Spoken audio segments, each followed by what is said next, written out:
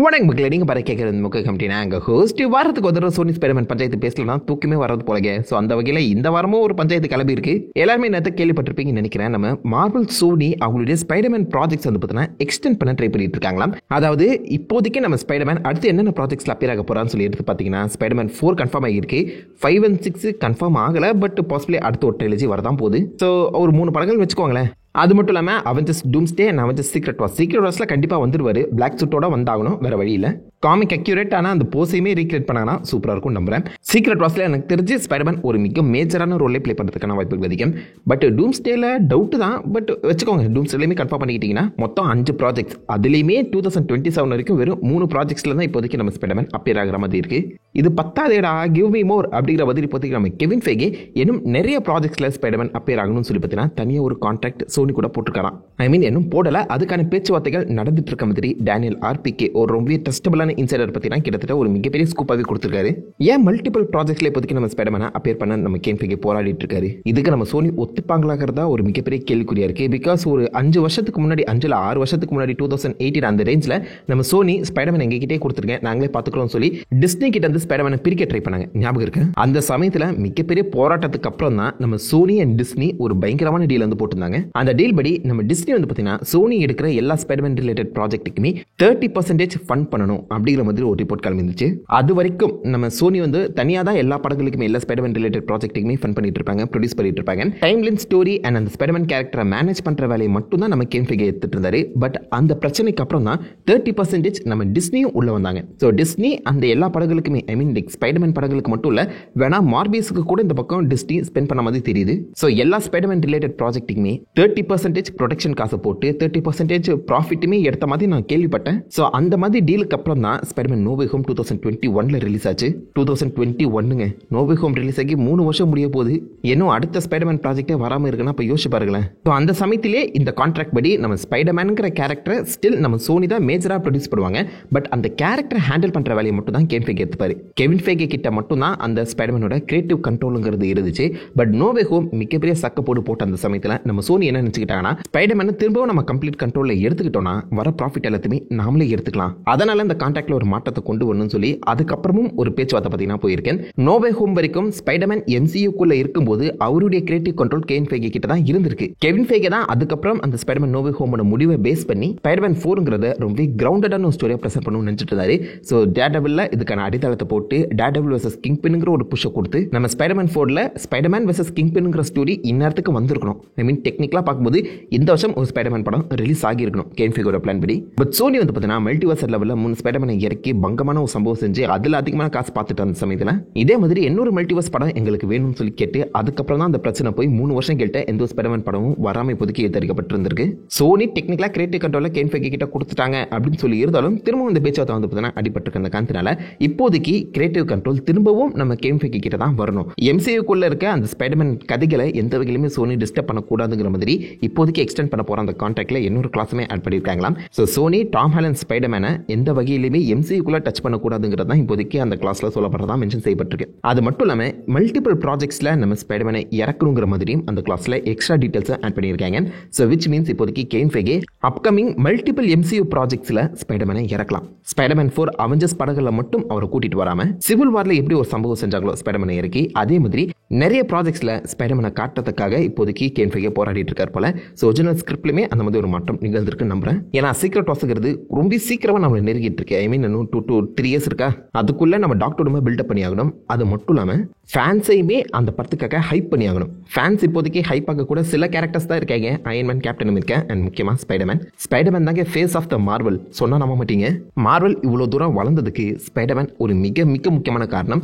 ஸ்பைடர்மேனே ஒரு தனி யூனிவர்ஸ் வச்சிருக்காரு, ஸ்பைடர்வர்ஸ்னு சொல்லி. அண்ட் ஸ்டான்லியை பொறுத்த வரைக்கும் Spiderman is the backbone of Marvel. Spiderverse தான் டெக்னிக்கலா இந்த மல்டிவர்ஸோட எக்ஸோஸ்கெலிட்டன்ங்கிற மாதிரி சொல்லுவாரு. ஸ்பைடர்வர்ஸ் உடைஞ்சாலே மல்டிவர்ஸே உடைஞ்ச மாதிரி. அந்த ஸ்பைடர்வர்ஸோட ஒவ்வொரு இழைகளும் மல்டிவர்ஸை கனெக்ட் பண்ணுறது. ஸ்பைடர்வர்ஸ் இல்லைனா மல்டிவர்ஸ் இல்லை, ஸ்டான்லியே சொன்னது. இப்போதைக்கு MCU என்னதான் ஸ்ட்ராங்காக பில்ட் ஆகிட்டு இருந்தாலும் டெக்னிக்கலாக மார்வலோட ஃபேஸாக இருக்கக்கூடிய ஸ்பைடர்மேன் நிறைய ப்ராஜெக்ட்ஸில் அப்பியர் ஆகவே இல்லைங்க. இப்படி இருக்க அந்த சமயத்தில் சீக்ரெட் வார்ஸ்லேயுமே ஒரு மேஜர் ரோல் ஸ்பைடர்மேன் ப்ளே பண்ண போகிறான்னு சொல்லி கூட்டு போகும்போது அவரை மல்டிபிள் ப்ராஜெக்ட்ஸில் கூட்டிட்டு வரது தான் பெட்டர் ஆப்ஷனாக இருக்குன்னு சொல்லி கேன் ஃபெகி இந்த கான்டாக்டை போட ட்ரை பண்ணியிருக்காரு. மல்டிபிள் ப்ராஜெக்ட்ஸ்னா என்னென்ன ப்ராஜெக்ட்ஸ்னா அப்படின்னு நீங்கள் கேட்பீங்க. சப்போஸ் இவங்க போட்டிருக்க இந்த கான்ட்ராக்ட் டேனியல் ஆர்பிகே சொன்னது உண்மையாக இருக்கும் பட்சத்தில் அடுத்து வர போகிற ஃபென்டாஸ்டிக் ஃபோர்லேயே நீங்கள் ஸ்பைடர்மேனை எதிர்பார்க்கலாம். ஐ மீன் நம்ம ஸ்பைடர்மேன் கிடையாது, அந்த யூனிவர்ஸில் இருக்க ஒரு ஸ்பைடர்மேனை அழகாகவே காமிக்கலாம். ஏன் அந்த யூனிவர்ஸ் உடனே கேட்டிங்கன்னா ஃபென்டாஸ்டிக் ஃபோர் இப்போதைக்கு நம்ம யூனிவர்ஸ் இல்லாமல் வேற ஒரு யூனிவர்ஸில் தான் நடக்குது. ஸோ ஃபென்டாஸ்டிக் ஃபோர் கூட லிங்க் ஆகிருக்க ஒரு ஸ்பைடர்மேன் வேரியண்ட்டை அழகாகவே அந்த படத்தில் வந்து ப்ரெசென்ட் பண்ணலாம். ஃபென்டாஸ்டிக் ஃபோர் படங்கள் இதுக்கு முன்னாடி ரிலீஸ் ஆகியிருந்தாலும் இந்த ஃபென்டாஸ்டிக் ஃபோருக்கு ஹைப் கூட்டுற விதமாக கூட இந்த ஸ்பைடர்மேனை நம்ம கேன் ஃபெகி ஒரு மார்க்கெட்டிங் ஸ்ட்ராட்டஜி வந்து பார்த்தீங்கன்னா யூஸ் பண்ணலாம். அண்ட் இது ஒரு கம்ப்ளீட் ஐரனியாக தாங்க இருக்கும், முரண்பாடாக தான் இருக்கும். காரணம் நம்ம ஸ்பைடர்மேனை ஸ்டாண்டி ஃபர்ஸ்ட் இன்ட்ரடியூஸ் பண்ணிட்ட அப்புறம் இவரை பப்ளிஷ் ஆக்கி மிக ஃபேமஸாக மாற்றுறதுக்காக அப்போதைக்கு ஃபேமஸாக இருந்த ஃபென்டாஸ்டிக் ஃபோர் யூஸ் பண்ணிக்கிட்டாங்க.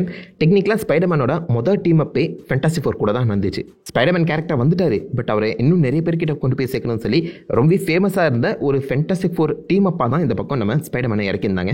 அண்ட் இப்போதைக்கு ஃபென்டாஸ்டிக் ஃபோர் படத்தை புஷ் பண்ணுறதுக்கு இப்போதைக்கு ஃபேமஸாக இருக்க ஸ்பைடர்மேனை அழகாகவே யூஸ் பண்ணிக்கலாம். ஸோ அதனால தான் அவசரமாக இந்த கான்ட்ராக்டை போட ட்ரை பண்ணுறாங்கன்னு நினைக்கிறேன். அது மட்டும் இல்லாமல் இந்த கான்ட்ராக்ட் டிவி சீரிஸுக்கும் எக்ஸ்டெண்ட் ஆகிறதுக்கான வாய்ப்புகள் அதிகம். ஏன்னா Daredevil born again season 1 ready ஆயிடுச்சு, சீசன் 2க்கான ப்ரொடெக்ஷன் பார்த்தீங்கன்னா போயிட்டு இருக்கு. அண்ட் ஃபர்ஸ்ட் இருந்த அந்த கான்செப்ட் படி நம்ம டேர்டெவில் பார்ன் அகைன் தான் ஸ்பைடர்மேன் 4க்கான லீடப்பாகவே வர வேண்டியது. அதுக்கேற்ற மாதிரி கிரவுண்டட் ஃப்ரெண்ட்லி நெய்பர்ஹுட் கேரக்டர்ஸாக டேர்டெவில் அண்ட் ஸ்பைடர்மேன் ஒன்னா சேர்ற மாதிரி கூட அவங்க அடுத்த டேர்டெவில் பார்ன் அகைன் சீசன் 2 வந்து ப்ரிப்பேர் பண்ணலாம். நம்ம கெவின் ஃபெகே அதுக்காக தான் நோ வே ஹோம்ல டேர்டெவில் இன்ட்ரடியூஸ் பண்ணி அதுக்கான அடித்தளத்தை போட்டிருந்தாரு.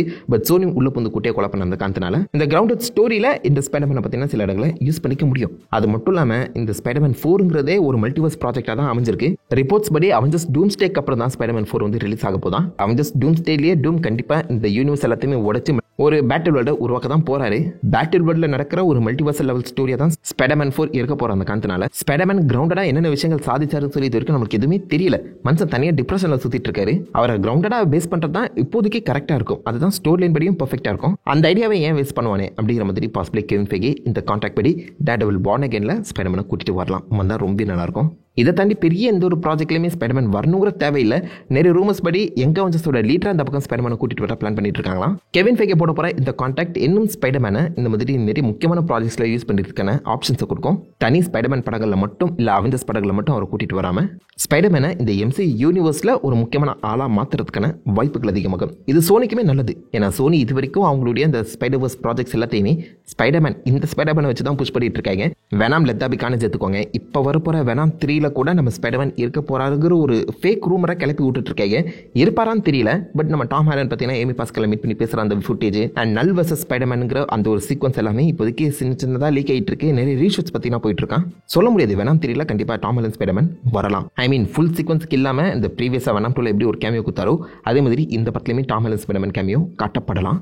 அது என்ன மாதிரி அமைய போகுதுன்னு பொறுத்து பார்த்தா தான் தெரியும். ஸோ ப்ரீவியஸ் கான்ட்ராக்ட் படி நம்ம மார்வல் சைடில் இந்த டாம் ஹாலண்ட் ஸ்பைடர்மேன் இருக்க வரைக்கும் இந்த ஸ்பைடர்மேனுங்கிற வார்த்தையோ இல்லை பீட்டர் பார்க்கருங்கிற வார்த்தையோ டெக்னிக்கலாக நம்ம சோனி யூஸ் பண்ணவே கூடாதுங்கிற மாதிரி ஒரு கிளாஸ் போட்டிருந்தாங்க. அதனால தான் சோனி ஸ்பைடர்மேன் ப்ராஜெக்ட்ஸ்ல எங்கேயுமே ஸ்பைடர்மேனுங்கிற வார்த்தையோ சொல்லியிருக்க மாட்டாங்க. மேடம் வெப்ல கூட ஸ்பைடர் பீப்புள் தான் சொல்லியிருப்பாங்க. ஸ்பைடர்மேனே சொல்லி மென்ஷன் பண்ணிக்க மாட்டாங்க.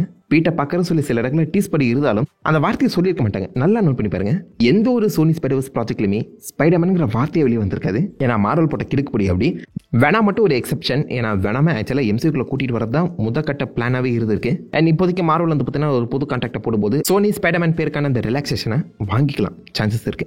ஸோ அப்கமிங் படங்கள்ல நம்ம ஸ்பைடர்மேனை இன்னும் பெட்டராகவே சோனி வந்து யூஸ் பண்ணிக்கவும் வாய்ப்புகள் இருக்கும். சோனி ஸ்பைடர்மேனை வேஸ்ட் பண்ணிட்டாங்களா நான் சொல்லவே மாட்டாங்க. டோபி மெக்கர் ஸ்பைடர்மேன் படங்கள்லாம் ரீச் ஆன அந்த சமயத்தில் தான் மார்வலுக்குன்னு ஒரு மிகப்பெரிய பேர் கிடைச்சது. காமிக் புக் படங்களாலையுமே அதிகமாக சம்பாதிக்க முடியுங்கிற ஒரு பேசிக் ஐடியாவை இந்த ஸ்பைடர்மேன் தான் கொடுத்துச்சு. ஸ்பைடர்மேனுக்கு முன்னாடி பிளேடு கொடுத்துச்சு. அமேசிங் ஸ்பைடர்மேன் நிறைய பேருக்கு பிடிக்காம போயிருந்தாலும் நிறைய பேருக்கு ஆண்ட்ரி கேஃபில் ஸ்பைடர்மேன் பிடிக்கும். என்ன கேட்டீங்கன்னா சோனி ஸ்பைடர்மேன் படங்களை வேஸ்ட் பண்ணதில்லை. பட் ஸ்பைடர்மேன் சம்மந்தப்பட்ட அந்த ஸ்பைடர்வர்ஸ் இந்த வில்லன்கள் படங்களை சுத்தமாக வேஸ்ட் பண்ணிட்டு இருக்காங்க. வர ஒரு 4 படங்கள் ரொம்ப முக்கியம் தான் போயிட்டு இருக்கு. அதே மாதிரி ஸ்பைடர்மேனையே வேஸ்ட் பண்ணுவாங்களும் ஒரு பயம் ஃபேன்ஸ் மத்தியில் இப்போதைக்கு கிளம்பி இருக்கேன். அதனாலேயே கெவின் ஃபெகி கிட்ட ஃபுல் கிரியேட்டிவ் கண்ட்ரோல் கொடுத்துருங்க அப்படின்னு சொல்லி ஃபேன்ஸ் ரொம்ப நாளாக கேட்டு இருந்தாங்க. இப்போதைக்கு போட போகிற புது கான்ட்ராக்டும் அதை தான் மீன் பண்ணுற அந்த சமயத்தில் ஃபியூச்சரில் இன்னும் பல ப்ராஜெக்ட்ஸில் நீங்கள் ஸ்பைடர்மேனை எதிர்பார்க்கலாம். அதுக்கான சான்சஸ் கூட இருக்கு. இது உண்மையாக இருக்குமா இல்லையாங்கிறத நம்ம வெயிட் பண்ணி பார்த்தா தான் தெரியும். ஃபேண்டாஸ்டிக் ஃபோர்ல ஸ்பைடர்மேனை பார்த்தா நல்லா தான் இருக்கும். I hope so. இந்த மல்டிபிள் ப்ராஜெக்ட்ல ஸ்பைடர்மேன் அப்பியர் ஆகணும். நல்லா தான் இல்லையாங்கிறத வெயிட் பண்ணி பார்ப்போம். நீங்கள் இந்த கான்ட்ராக்டை பற்றி என்ன நினைக்கிறீங்க? உங்களோட தாட்ஸ் உங்களோட வியூஸ் எல்லாத்தையுமே மறக்க கீழே காமெண்ட் பண்ணிட்டு அந்த லிங்க் தட்டி விடுங்க. நான் உங்களை நல்ல ஒரு ஆசமான வீடியோவில் மீட் பண்ணி இருக்கும். Have fun guys. What time.